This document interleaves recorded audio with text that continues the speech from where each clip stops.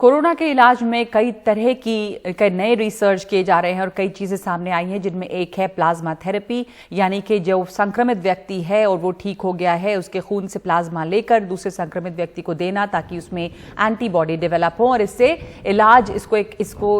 इलाज मिलने की उम्मीद है। पिछले हफ्ते कोरोना मरीज को एक प्लाज्मा थेरेपी दी गई थी दिल्ली के मैक्स अस्पताल में, जो कि साकेत में है, और यहाँ पर इन लोगों पर प्लाज्मा थेरेपी का इस्तेमाल किया गया था। उसके बाद एक मरीज की हालत में सुधार हुआ है और मरीज को कल वेंटिलेटर से हटाकर वार्ड में शिफ्ट किया गया है। देश में पहली बार किसी कोरोना मरीज को प्लाज्मा थेरेपी दी गई है, लेकिन इसके लिए डॉक्टरों ने बार बार कहा है कि सिर्फ उन्हीं मरीजों को इसे दिया जाता है, दिए जाने की जरूरत है जो बहुत गंभीर हैं। साकेत में मैक्स अस्पताल में इस कोरोना मरीज का इलाज कर रहे group medical director doctor Sandeep Buddhiraja से बात की हमारे सहयोगी शरद शर्मा ने, जिन्होंने इस मरीज की हालत में सुधार होने की प्रक्रिया और प्लाज्मा थेरेपी के बारे में विस्तार से बताया है। कोरोना के इलाज के लिए एक नया रास्ता खुलता दिख रहा है, क्योंकि मैक्स अस्पताल ने, दिल्ली का जो बड़ा प्राइवेट अस्पताल मैक्स है, उसमें जिस मरीज पर प्लाज्मा थेरेपी की गई थी उसकी हालत में सुधार आया है और एक बड़ा सुधार ये है कि उसे वेंटिलेटर से हटा दिया गया है। मेरे साथ मैक्स हॉस्पिटल के ग्रुप मेडिकल डायरेक्टर हैं संदीप बुद्धिराजा। सर, बहुत बहुत स्वागत है आपका। थोड़ी सी अच्छी खबर है, थोड़ा सा विस्तार से बताइए कि किस तरह का सुधार है, जिससे लोगों को पता चल सके कि कितना डेवलपमेंट है इस थेरेपी को करने के बाद। देखिए, इस पेशेंट को कंपैशनेट ग्राउंड पे क्योंकि किसी और ट्रीटमेंट का ज़्यादा रिस्पांस आ नहीं रहा था, पेशेंट वेंटिलेटर पे थे, तो इनको फैमिली रिक्वेस्ट पे कंपैशनेट ग्राउंड्स पे प्लाज्मा हमने दिया था लास्ट वीक 14 तारीख को। उसके 2-3 दिनों के बाद पेशेंट में सुधार दिखना शुरू हुआ। पैरामीटर्स ब्लड के काफ़ी बेटर हुए, वेंटिलेटर रिक्वायरमेंट कम होती गई, ब्लड प्रेशर वगैरह में सुधार आ गया, पेशेंट कॉन्शियस थे पूरी तरह।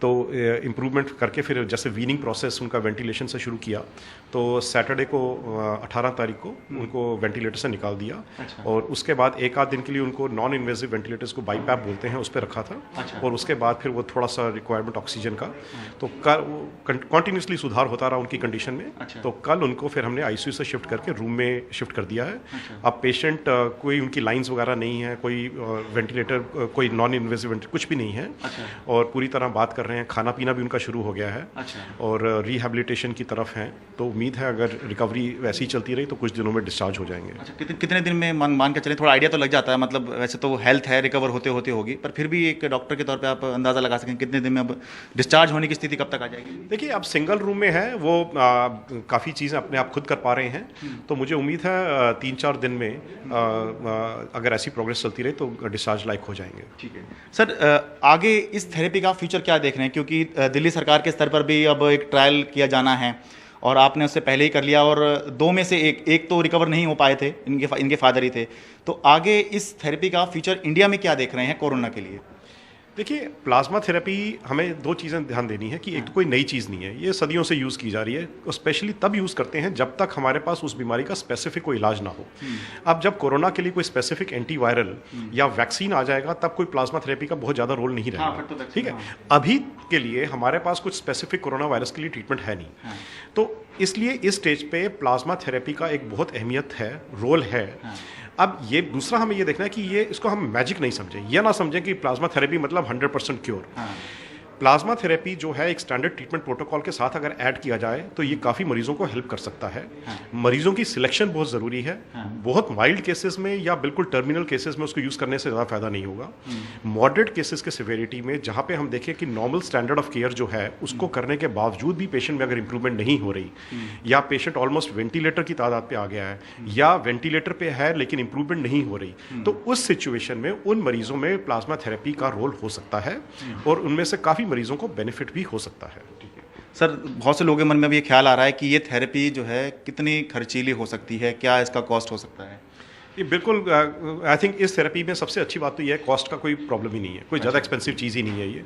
कोई नॉर्मल आप एंटीबायोटिक या एंटीवायरल यूज़ करें, इंजेक्शन यूज़ करें, वो इससे कहीं महंगे होंगे। इसमें मेन दवाई क्या है? पेशेंट का, रिकवर्ड पेशेंट का जो हेल्दी अब डोनर है उसका प्लाज्मा, जो कि सेल्फ वॉलंटरी डोनेशन है, जो कि फ्री ऑफ कॉस्ट है। मशीन ऑलरेडी हॉस्पिटल्स में होती है जो ये प्लाज्मा सेपरेट करने के लिए, उन्हीं हॉस्पिटल्स में हो सकता है ये इलाज। बाकी बची कॉस्ट वो ट्यूब्स की और बैग्स की जो डिस्पोजेबल हैं वही कॉस्ट है, जो कि ना के बराबर है।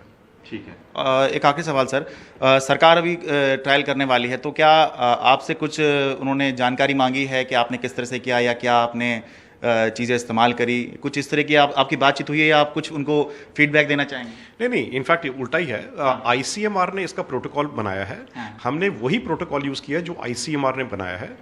तो इनफैक्ट गाइडेंस तो हमने ली आईसीएमआर से। अच्छा। लेकिन आईसीएमआर ने अब क्या, और डीसीजीआई ने वो ट्रायल्स जो वेबसाइट पर डाले हैं, अब वो हॉस्पिटल्स को कह रहे हैं कि आप अप्लाई करें to become part of this trial. तो उस चीज़ के लिए, स्टडी का पार्ट बनने के लिए हमने आईसीएमआर और डीसीजीआई में अप्लाई कर रखा है। हम वेट कर रहे हैं कि उनके अप्रूवल्स मिल जाएं, तो हम इसको फिर बड़े तौर से एज अ ट्रायल काफ़ी मरीजों को हेल्प कर सकें। अच्छा, आप ये कह रहे हैं कि ये केवल एक अभी किया गया था क्योंकि उनकी स्थिति खराब थी, लेकिन आप इसको एक ट्रायल के तौर पे बड़े पैमाने पर ट्रायल एंड टेस्टेड, जिससे कि आगे एक ये बड़ा पैमाना बन सके या बड़ा एक ट्रीटमेंट बन सके, वो करने की आप आगे कोशिश कर रहे हैं? बिल्कुल। इस पर्टिकुलर पेशेंट में तो हमने as a life saving compassionate grounds पे किया है। अब इसको एक फॉर्मली यूज करने के लिए ज़्यादा मरीजों में, उसको हमें एक ट्रायल का पार्ट बनना है। उस ट्रायल के पार्ट बनने के लिए हमारे हॉस्पिटल में हमने अप्लाई कर रखा है। तो वो जैसे अप्रूवल हमें मिलते हैं तो एटलीस्ट फिर ये होगा कि अब जैसे इस पेशेंट में हमें बहुत सारी लीगल फॉर्मेलिटीज जो हैं, अप्रूवल्स और अपने एथिक्स कमेटी के, वो सब लेने पड़े।